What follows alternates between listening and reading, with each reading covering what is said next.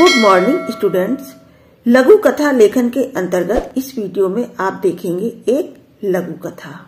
Topic है किसान के 4 बेटे। बोर्ड एग्जाम में 5 नंबर का एक प्रश्न आएगा लघु कथा लेखन के अंतर्गत।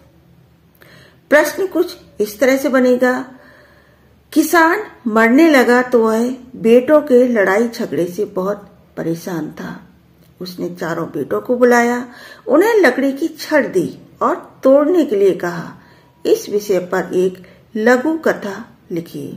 कभी कभी टाइटल भी दिया होगा और उसी टाइटल के अकॉर्डिंग आपको एक लघु कथा लिखनी है। ठीक, तो आज का प्रश्न मैंने आपको बता दिया है और उसी पर हम लिखेंगे एक लघु कथा। किसान के 4 बेटे, ये टाइटल है, देख सकते हैं आप। एक किसान के 4 बेटे थे। चारों आपस में लड़ते रहते थे। किसान बहुत चिंतित रहता था। उसे उनकी फिक्र थी। वह उन्हें समझा नहीं पा रहा था। किसान का जब अंत समय आया, यानी जब वह मरने लगा, तो उसे एक विचार आया। उसने चारों बेटों को अपने पास बुलाया, साथ में 4 लकड़ियां भी मंगवाई। उन लकड़ियों का एक गट्ठा बनवाया। फिर उसने पहले बेटे को कहा कि गट्ठा तोड़ दे। बेटे ने कोशिश की, किंतु वह गट्ठा नहीं टूटा। अब उसने दूसरे बेटे को बुलाया, वह भी गट्ठे को नहीं तोड़ सका। शेष दोनों भाई भी कोशिश करके हार गए, लेकिन गट्ठा नहीं टूटा। अब उसने गट्ठे को खोल दिया। लकड़ियां अलग अलग हो गईं। उसने पहले बेटे को लकड़ी तोड़ने के लिए कहा। लड़के ने वह लकड़ी झट से तोड़ दी। दूसरे ने भी देर नहीं लगाई।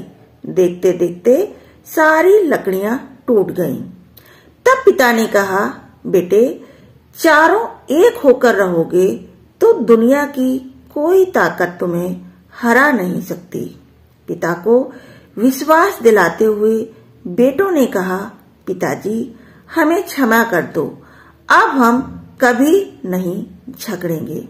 जाहिर सी बात है कि इस छोटे से उदाहरण के द्वारा बेटों की समझ में आ गया कि एकता में बल होता है। हम साथ में रहेंगे, मिलके रहेंगे तो कोई भी बाहर वाला हमें कमजोर नहीं कर सकता। तो ये थी लघु कथा। देख सकते हैं आप कि हमने बहुत छोटे छोटे वाक्यों का प्रयोग किया, आसान शब्दों का प्रयोग किया, यथा स्थान पर हमने विराम चिन्हों का प्रयोग किया। इसी तरह से आपको लघु कथा लिखनी है। Thanks for watching.